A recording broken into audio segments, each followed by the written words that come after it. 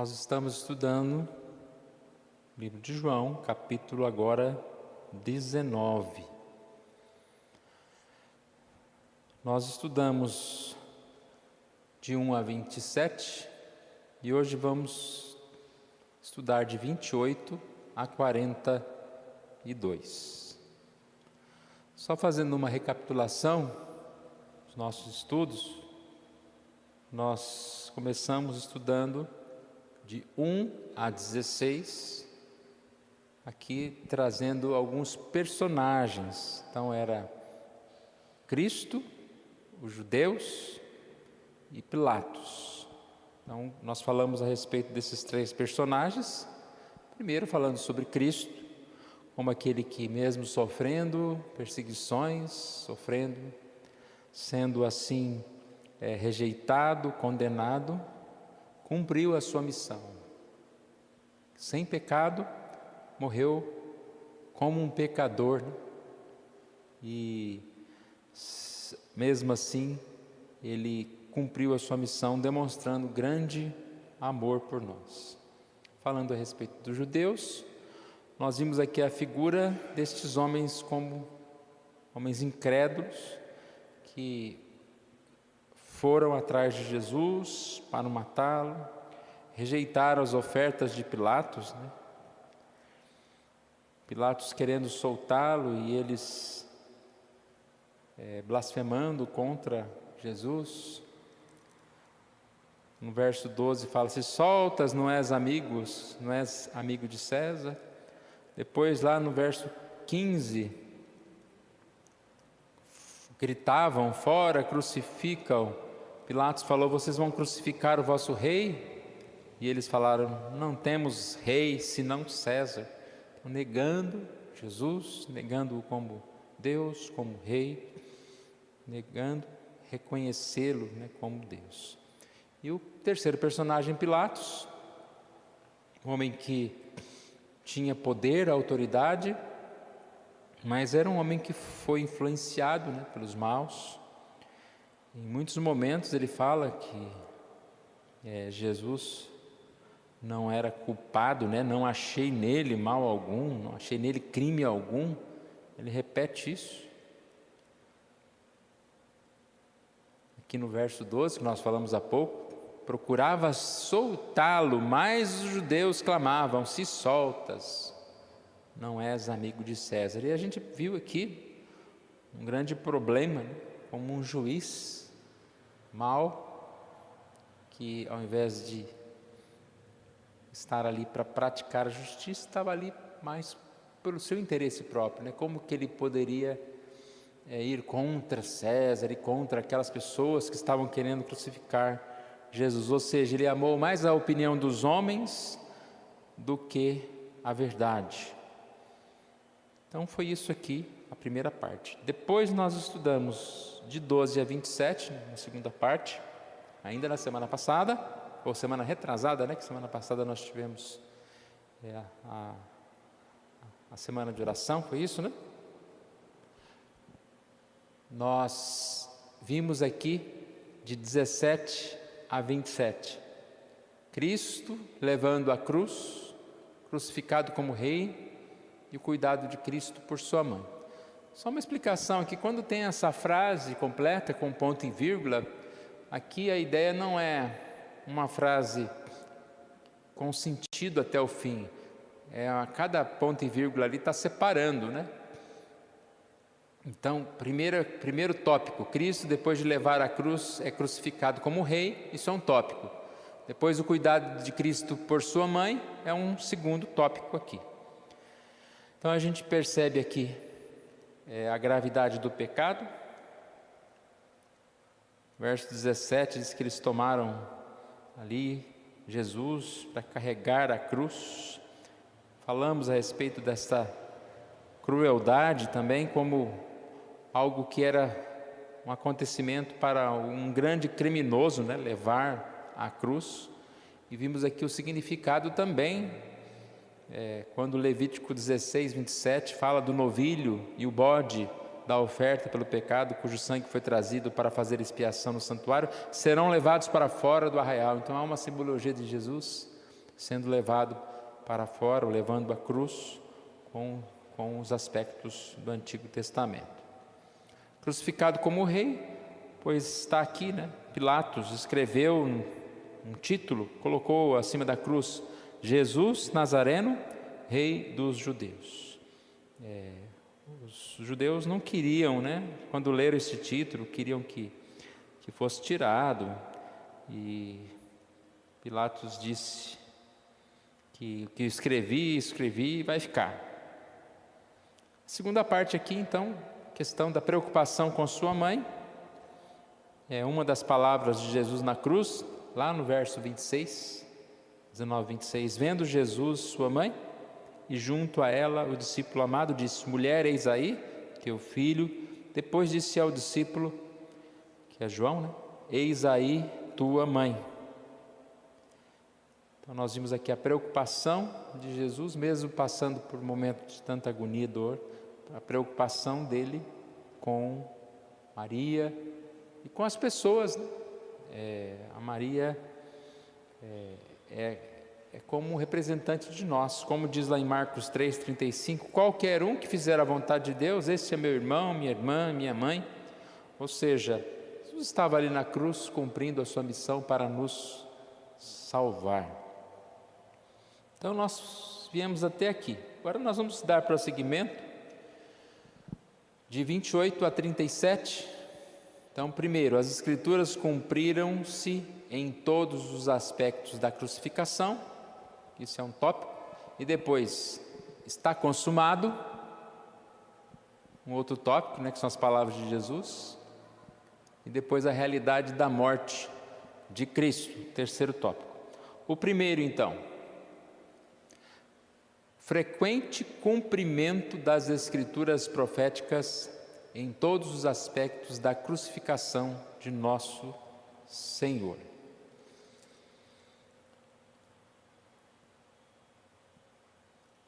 Nós estamos aqui dos versos 28 a 37.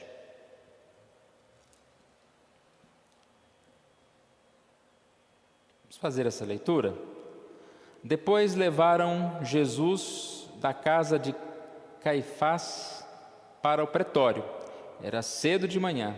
Eles não entraram no pretório para não se contaminarem. Mas, desculpe, irmãos, eu estou lendo o capítulo 18 aqui. Minha Bíblia aqui foi para o outro lado. João 19, a partir do verso 28. Depois, vendo Jesus que tudo já estava consumado, para se cumprir as Escrituras, disse: tenho sede. Estava ali um vaso cheio de vinagre, embebedaram de vinagre uma esponja e, fixando-a num caniço de isopo, lhe chegaram à boca. Quando, pois, Jesus tomou o vinagre, disse: está consumado. E, inclinando a cabeça, rendeu o espírito. Então os judeus, para que no sábado não ficassem os corpos na cruz, visto como era a preparação, pois era o grande dia daquele sábado, rogaram a Pilatos que se lhes quebrassem as pernas e fossem tirados. Os soldados foram e quebraram as pernas ao primeiro e ao outro, que com ele tinham sido crucificados.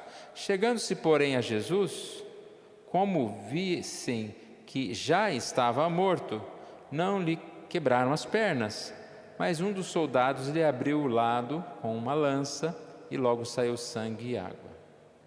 Aquele que viu isso testificou, sendo verdadeiro o seu testemunho, e ele sabe que diz a verdade, para que também vós creiais.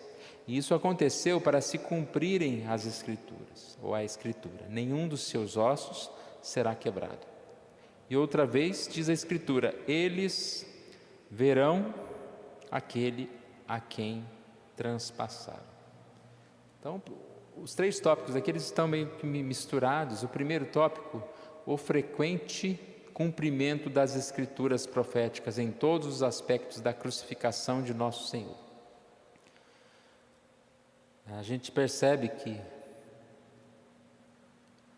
o nascimento de Cristo, a vida de Cristo, a morte de Cristo, a ressurreição, foi algo divulgado nas Escrituras antigamente pelos profetas. E a gente teria aqui, digamos que muitas passagens para ler que comprovam isso. 1 Coríntios 15, 3 diz: Cristo morreu pelos nossos pecados segundo as Escrituras. O que Paulo está falando aqui? Segundo as Escrituras, ou seja, que a palavra já tinha profetizado isso. Nesse texto mesmo, na leitura que nós fizemos agora, o verso 28, por exemplo, está dizendo aqui, né? Depois, vendo Jesus que tudo já estava consumado, para se cumprir a Escritura, disse: tenho sede. Para se cumprir a Escritura, disse: tenho sede. Ainda nesse texto, a gente vê aqui, por exemplo, no verso 36 e 37. Isso aconteceu para se cumprir as Escrituras: nenhum de seus ossos será quebrado. E outra vez diz a Escritura: eles verão aquele a quem transpassaram. Só citar essas duas passagens aqui, uma das leituras que nós fizemos hoje, no Salmo 34, o verso 20, traz essa passagem aqui, nenhum deles sequer será quebrado. Preserva-lhe todos os ossos, nenhum deles será quebrado. Então está lá no Salmo 34, é uma profecia do que está acontecendo aqui em João 19. Algo parecido com nenhum osso será quebrado é citado em algumas vezes quando se fala da Páscoa, do Cordeiro.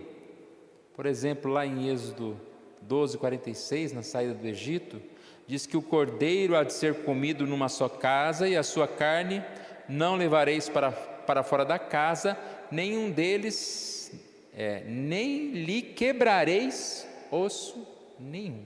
Tem outras passagens que falam sobre o cordeiro que não se quebraria osso. E a gente viu aqui então que os soldados quebraram as pernas do primeiro e do terceiro, mas Jesus já estava morto, não foi quebrado nenhum osso dele. Esse tipo de declaração aqui serve para nós como uma demonstração da autoridade da palavra de Deus. Se nós estamos carregando um livro que fez profecias de coisas que aconteceram no futuro, é um livro que tem grande autoridade. Você imagina se você tivesse poder de prever o futuro, uma coisa que você fala e acontece. Você seria uma pessoa bem reconhecida, né? Tem alguns charlatões que fazem isso. Até nessa história do... Como é que chama lá? Do sol lá? Eclipse total, né? Havia profetas que disseram que ia acabar o mundo naquele dia, então não acabou ainda, né? Então os profetas que falam e aquilo é confirmado, te dá autoridade. E aí tem uma frase que diz o seguinte, que a pessoa precisa de mais fé para ser incrédulo do que para ser um verdadeiro cristão. Eu achei bonita essa frase, interessante essa frase, porque para ser incrédulo, para ser ateu, tem que ter muita... fé, que é a palavra que eu usou? Tem que ter muita fé, né? É uma palavra...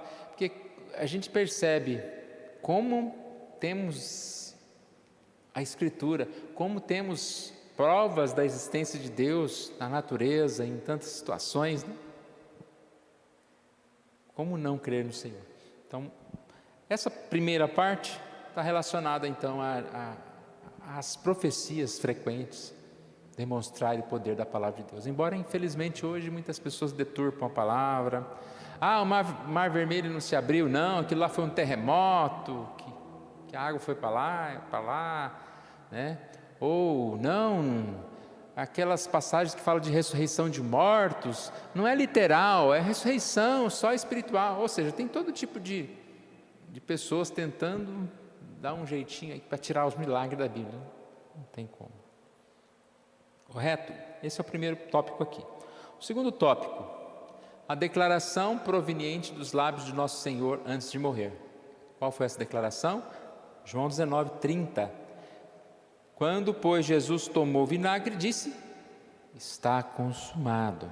Inclinando a cabeça, rendeu o espírito. Nós falamos já um pouquinho sobre esse está consumado, né? Uma também das palavras da cruz. E percebemos aqui que essa palavra pode ter alguns sentidos. Ou seja, está consumado o quê? O seu sofrimento ia acabar? Ali ele estava cumprindo a lei, estava consumado o seu ministério estava ali feito, né? Missão cumprida com perfeição. Podemos também pensar, né? Está consumado, ou seja, a obra de redenção, a salvação já está disponível para que as pessoas, né, possam ter. Fato que a gente pode entender aqui é que nós podemos considerar que as nossas vidas estão garantidas. As nossas almas repousam sobre a obra consumada de Jesus. E se nós confiamos nessa obra de Jesus, nós podemos descansar. A nossa obra não vai nunca se consumar.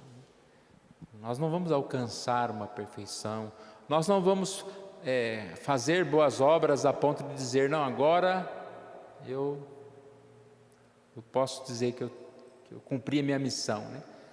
Nós somos pecadores, mas diante de Cristo, com a ajuda do Senhor, nós podemos seguir e dizer que está consumado, porque Ele fez por nós, Ele morreu por nós. Podemos dizer como Romanos 8,34, quem nos condenará? É Cristo quem morreu, ou antes quem ressuscitou, o qual está à direita de Deus e também intercede por nós. Então, considerando a nossa própria vida, nós poderíamos nos sentir perdidos e envergonhados. Mas se nós cremos em Jesus, nós cremos que a obra dele em nosso favor está consumada. E nós podemos crer no perdão, no amor e no cuidado de Jesus para conosco. O terceiro ponto dessa parte aqui, de 28 a 37, é a veracidade e a realidade da morte de Cristo. O verso 34 diz, mas um dos soldados lhe abriu o lado com a lança e logo saiu sangue e água. Bom, primeiro, o verso 33, ele já fala da morte de Jesus, né? Chegando-se, porém, a Jesus, como visse que já estava morto, não lhe quebraram as pernas. Estava morto. Para que tenha certeza, aqui diz que foi-lhe aberto o lado com uma lança e saiu sangue e água. A veracidade e a realidade da morte de Cristo, ela é muito importante. Ou seja, existiam provas concretas que Jesus morreu. Não adiantava inventar, né? Roubaram o corpo, ele estava dormindo. Não, Jesus morreu. Depois ressuscitou também, como foi comprovado à vista de muitos. Tendo provas da morte de Jesus, nós sabemos que é algo que com certeza comprova que a sua obra foi realmente consumada e que se não tivesse a morte, não teríamos essa redenção. Mas a morte comprovada, ela serve para nós como algo importante, né? Não que nós precisaríamos de provas, basta a Escritura falar, né? Mas existiram provas e esse soldado aqui, talvez não tivesse ideia do que estava fazendo, mas ele se tornou aqui um auxílio ao cristianismo, ou seja, quando transpassou o lado do Senhor com a lança, ele está aqui colaborando com esta prova que Jesus estava morto. Agora, quanto a essa questão do sangue e água, né? A gente não quer dar um simbolismo imediato aqui, mas se fala muita coisa sobre esse sobre essa questão, e nós lemos na Escritura algumas passagens que falam sobre sangue e água. Por exemplo, 1 João 5,6 diz: este é aquele que veio por meio da água e sangue, Jesus Cristo.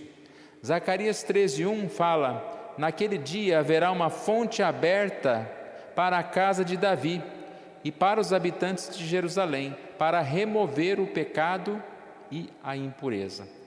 Então é certo que os judeus entendiam como símbolo da expiação e da purificação sangue e água, né? A purificação de pecados, ela viria por esse ser lavado, né? Lavados no sangue de Jesus. A água representa essa purificação também, né? A água do batismo. E nós, aqui, como eu disse, nós não vamos colocar aqui uma ligação, mas pelo menos nos faz essa lembrança de que Jesus morreu e o seu sangue derramado nos purificou, nos lavou, e assim temos vida. Vamos para a última parte, João 19, 38 a 42. Então são dois tópicos aqui: crentes pouco conhecidos, lembra do ponto e vírgula que separa? E alguns terminam melhor do que começam. Dois tópicos. Primeiro tópico: no mundo existem alguns crentes a respeito dos quais pouco conhecemos.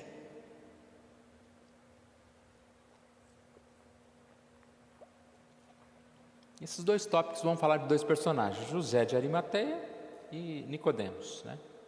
Primeiro, José de Arimateia.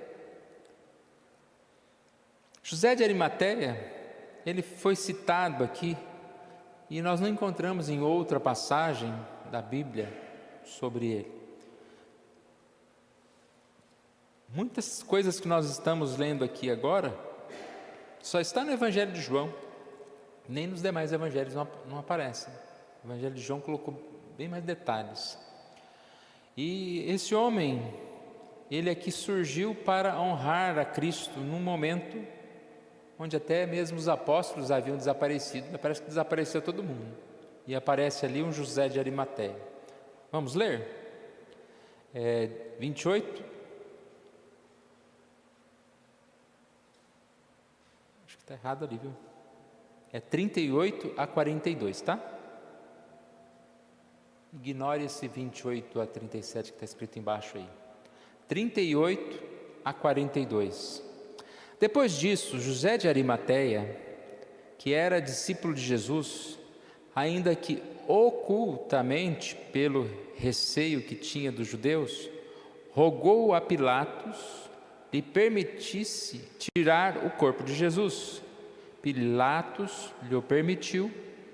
Então foi José de Arimateia e retirou o corpo de Jesus. Vamos ler até aqui, essa primeira parte. 38. Só o 38, não, um versículo grande. Então, perceberam? Ele, corajoso, né? Foi lá falar com Pilatos para que ele pudesse tirar o corpo de Jesus. E este, então, se preocupou com algo também importante ali, naquele caso, né? E o nosso tópico aqui, ele fala sobre personagens tão desconhecidos, vamos dizer assim. A gente vê que muitas pessoas fazem parte da igreja do Senhor Jesus Cristo. E hoje a gente está vivendo num mundo de tantos seguidores, tantos likes, tanto reconhecimento, né? Mas nós sabemos que tem muitos homens e mulheres de Deus que são para nós desconhecidos, né? Deus conhece.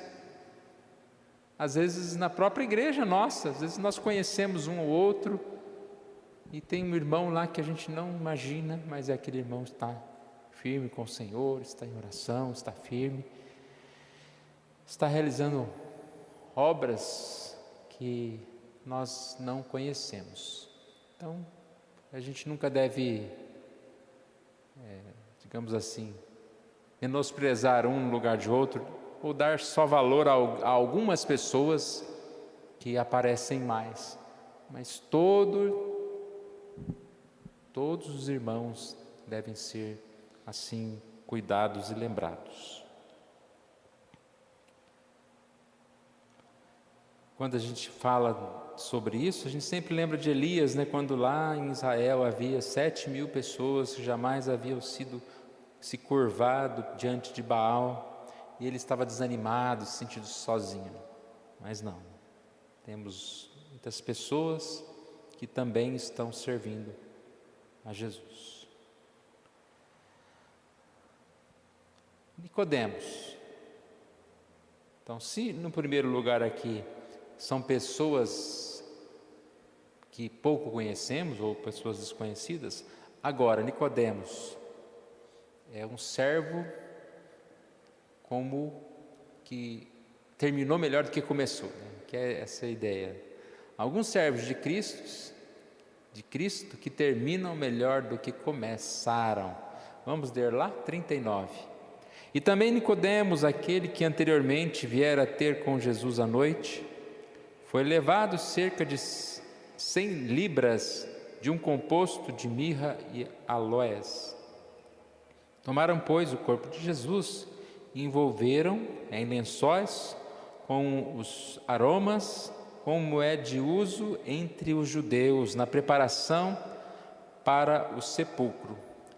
No lugar onde Jesus fora crucificado havia um jardim, e neste um sepulcro novo, no qual ninguém tinha sido ainda posto. Ali, pois, por causa da preparação dos judeus e por estar perto o túmulo, depositaram o corpo de Jesus.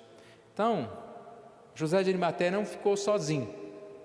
Ele teve a ajuda de Nicodemos. E a gente conhece muito bem a história de vida de Nicodemos. A gente percebe que Nicodemos foi um homem que primeiro procurou Jesus à noite, parecia mais que ele queria investigar Jesus, saber se Jesus era verdadeiro ou não. Teve aquela conversa lá, né, de como vou nascer de novo. Depois a gente vê um homem que já começou a ser transformado, lá em João 7, 51, quando ele defende Jesus, ele diz o seguinte: acaso a nossa lei julga um homem sem primeiro ouvi-lo e saber o que ele fez? Foi Nicodemos que falou isso. Vocês querem acusá-lo sem dar direito de defesa? E que finalmente nós percebemos ele aqui, digamos assim, ajudando José de Arimateia na questão do corpo de Jesus. Diz que ele trouxe cerca de 32 quilos de um composto de mirra e aloés para ungir o corpo de nosso Senhor, ou de Jesus. Então aqui a ideia de que nós precisamos também, do mesmo jeito, valorizar todas as pessoas, né? Não acreditando que um é maior do que o outro, mas também ter paciência com muitos que começam ruim, mas se Deus quiser vão terminar melhor, né? Vão crescer nesse caminho, ajudar para que as pessoas possam crescer nesse caminho de Jesus. E aqui no finalzinho a gente pode ressaltar essa questão do sepultamento, né? Qual é a importância? Sim, a importância do corpo, há a importância. A gente sempre ouve, né? Já não está mais aqui. Não está mais aqui, entre aspas, né? O corpo é da pessoa, então houve a separação, mas o corpo, nós cremos que depois na ressurreição esse corpo será ressuscitado, terá vida novamente. A gente falou na época da pregação sobre a ressurreição, né, que é como uma semente que quando você está enterrando, você está semeando. Então, não que você vai louvar um corpo, não que você também tem que fazer digamos assim, um enterro suntuoso, com gastos grandiosos, né?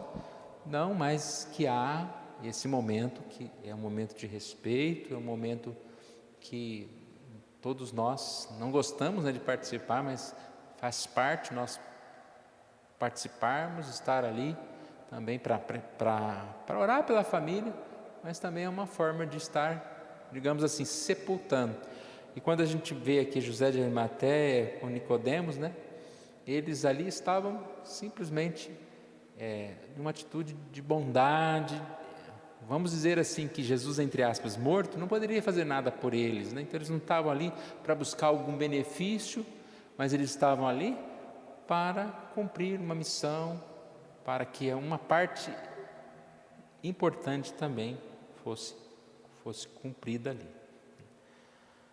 Assim nós terminamos o capítulo 19 de João, né?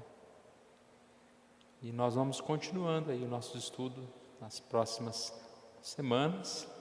Nós vamos falar de novo, né, aqui sobre a ressurreição, e capítulo 20, e já estamos chegando no final. Depois é o capítulo 21, é o último capítulo, quando Jesus reaparece. E tem aqui também Pedro é interrogado, né, o texto do momento em que ele é confrontado, o perdão, a restauração de Pedro depois que ele negou a Jesus.